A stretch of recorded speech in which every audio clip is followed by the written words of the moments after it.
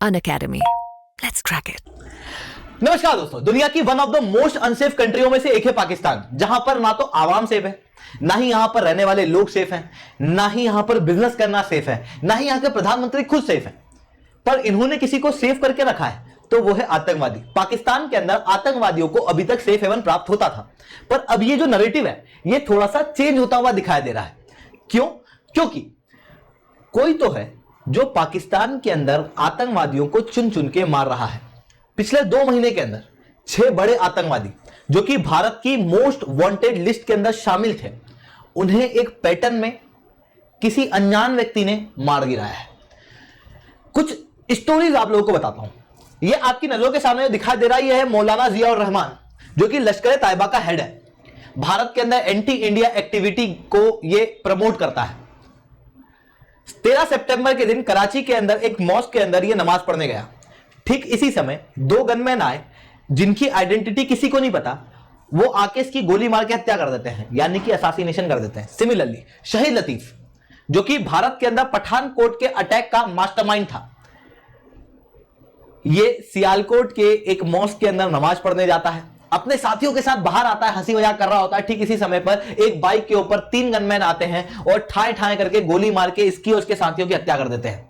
अक्टूबर के अंदर यह इंसिडेंस होता है और इसी तरीके से पिछले 1.5 साल के अंदर लगभग 16 आतंकवादी मारे जा चुके हैं, जो भारत के खिलाफ एंटी इंडिया एक्टिविटी करते हैं।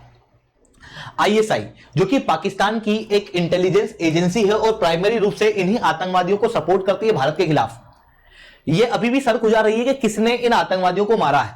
जब इसने सारे आतंकवादियों के मरने के तरीके को देखा तो उसके अंदर इसने एक पैटर्न प्राप्त किया कि जितने भी आतंकवादी मर रहे हैं, या तो ये जम्मू कश्मीर के अंदर रेडिकलाइजेशन करते थे, या फिर ये खालिस्तानी थे जो पंजाब वाले रीजन के अंदर रेडिकलाइजेशन करते थे। यानी कि एंटी इंडिया एक्टिविटी करने वाले जो भारत के दुश्मन है, इन्हें कोई अनजान रूप से बाइक पे आ रहा है। हर बार कोई अलग व्यक्ति मिलता है जो बंदूक निकालता है, गोली मार के इनकी हत्या करके बाइक से चले जाता है। इसी तरीके से आप देख सकते हो दाऊद मलिक, जो कि मसूद अजहर का एकदम राइट हैंड था, एंटी इंडिया एक्टिविटी को प्रमोट करता था, इसे भी गोली मारकर हत्या कर दी गई कुछ गनमैन द्वारा।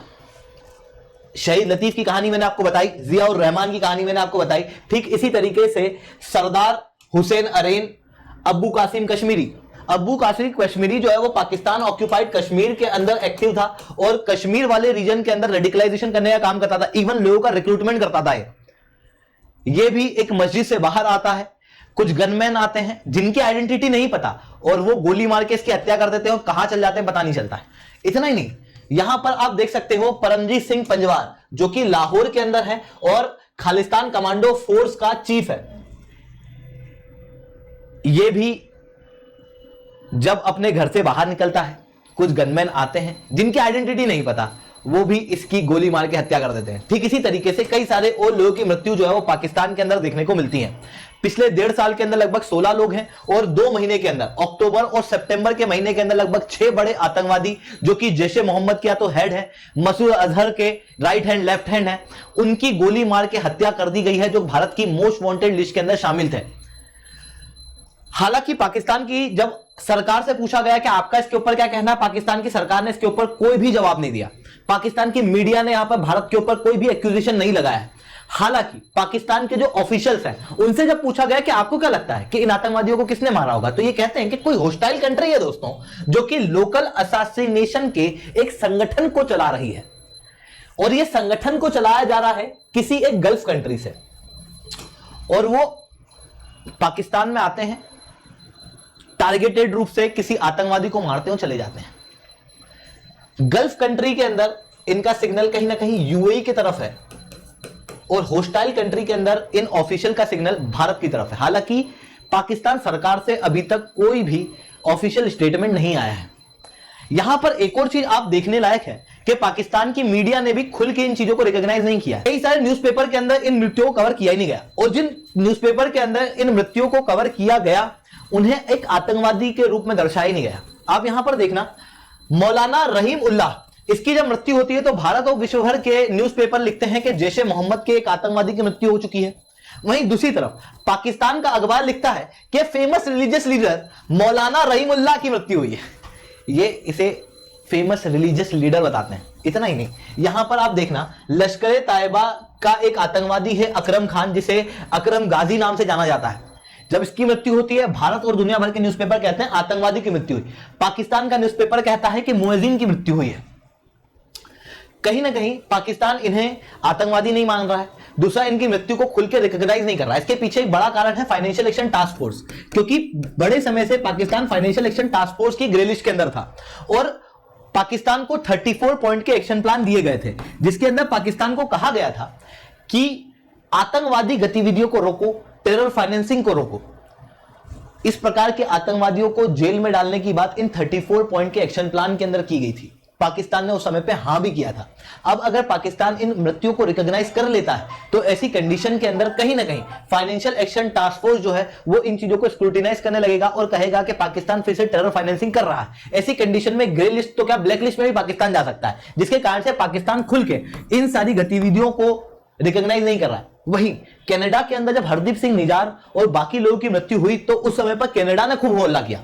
उन्होंने क्लियरली कहा कि देखो हमारी सॉवरेनिटी के ऊपर थ्रेट है, हमारी इंटीग्रिटी के ऊपर थ्रेट है।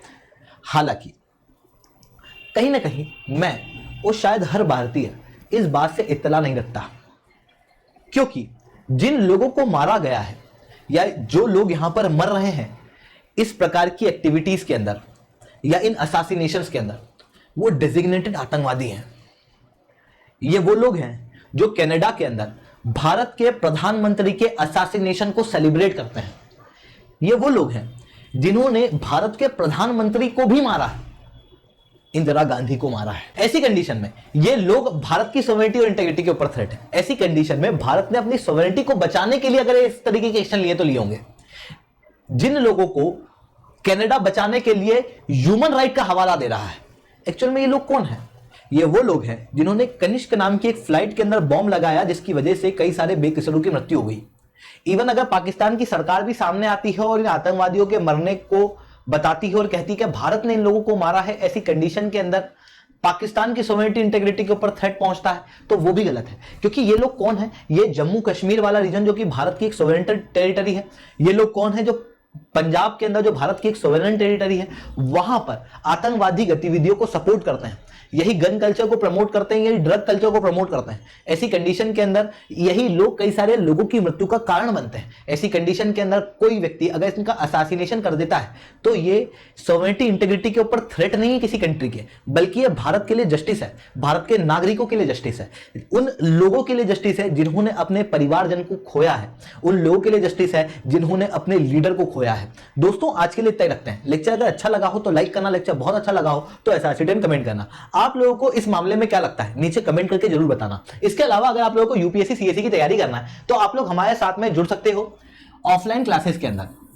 अनअकैडमी ने अपने ऑफलाइन सेंटर खोल दिए हैं जो कि करोलबाग, मुखर्जी नगर और प्रयागराज के अंदर है, जहां पर ऑफलाइन क्लासेस आप लोगों की ली जाएगी। अगर आपको चाहिए यहां पर जाना तो आप जा सकते हो।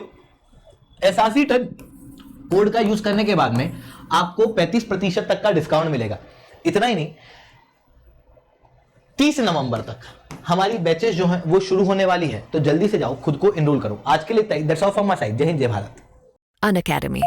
Let's crack it.